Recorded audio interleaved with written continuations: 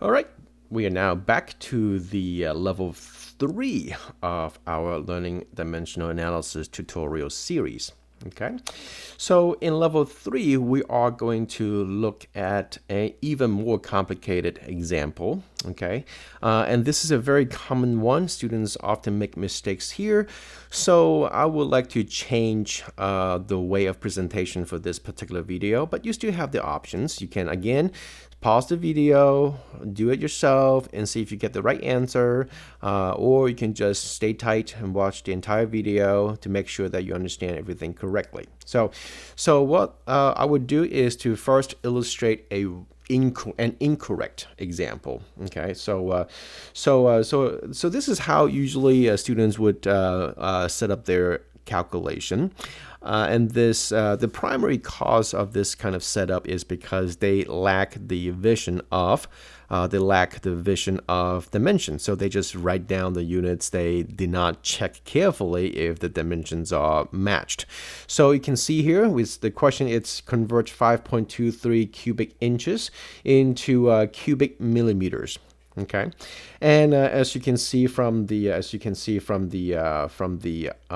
setup right here, there's no cube right here. Okay, they just put 1 inch in the denominator and 2.54 centimeters in the numerator because that's what's given. Okay, so they think it's going to be correct, but if you know dimension, then you're like, wait, hold on. This given number, this given value right here, it's in volume, the dimension of volume, but here, these two conversion factors, they are not in volume, they are in length. So they are not really matched up in terms of dimension, and how would it be a correct calculation? Okay, so that's a very common mistake that I've seen in the past.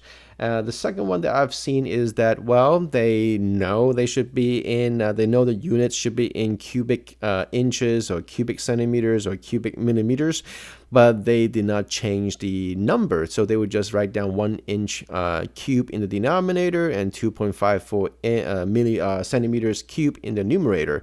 And they failed to grasp the understanding of equivalency. So in order to illustrate what it's considered to be equivalent, so I have a little picture to show you. So first, I want you to see these two cubes right here. They are square cubes, okay?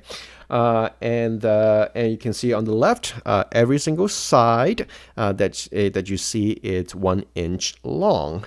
And on the right, it's also 1 inch long, but I presented it in 2.54 centimeters instead. Now, ask yourself, how would you find the volume of the cube on the left for the left one? Okay, just multiply by the length, width, and height all together. You would get 1 cubic inches. 1 cubic inch, okay, in this case.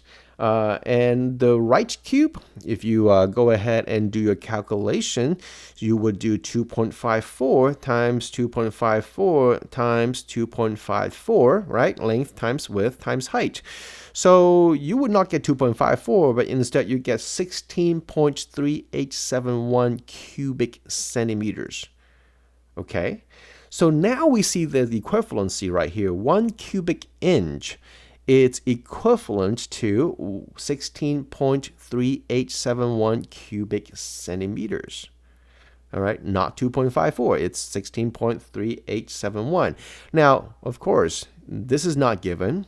And so the best way to overcome this struggle is that you understand that it is a cube, and therefore you need to know that it is length times width times height. So then you know how to put it into the calculation correctly. So we fixed that. Okay, you can see the green notation right there. And then what about the next conversion factor? It's 1 cubic centimeter, the same thing as 10 cubic millimeters. Well, let's look at another cube. Okay, so on the left, you see a cube that is 1 centimeter long for each side, and then on the right hand side you have the cube that it's also 1 centimeter long, but for each side, but I presented it as 10 millimeters instead. So if you do the volume on the left, you get 1 centimeter cube. If you do the volume on the right, you would get 10 times 10 times 10, which is 1,000 cubic millimeters. So when we say 1 cubic centimeter, is in fact equivalent to 1,000 cubic millimeters. Okay, so I want to make sure that you get this understood. Okay, so this is the corrected version of the previous example, from the previous incorrect illustration. Now you may ask, but I've never seen this before.